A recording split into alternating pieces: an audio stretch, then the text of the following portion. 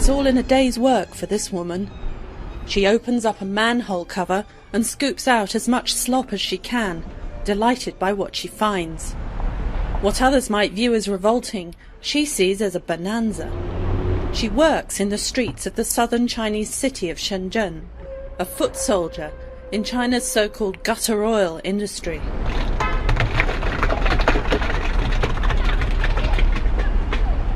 After more than 10 years in the business, she says she's made enough money to build a house for her family back in her home village 1,000 miles to the north. Her slop eventually winds up in a processing plant like this one, where it's combined with other animal fat refuse to create recycled cooking oil. Workers put the oil in barrels for delivery to restaurants and hotels. How can you eat this? If you eat it, it can kill you. Cooking oil has long been a cherished commodity in China, where stir-frying in a wok is the mainstay of daily meal preparation. The high profit margins from gutter oil production have proven irresistible.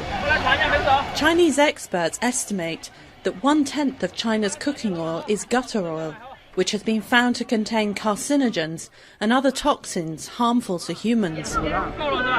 Most of it winds up in hole-in-the-wall restaurants and among street food vendors. Illegal production sites are often discovered after people living nearby notice a nauseating stench and alert the authorities. Police have arrested scores of people across the country in recent years for engaging in the trade and seized thousands of tons of the material.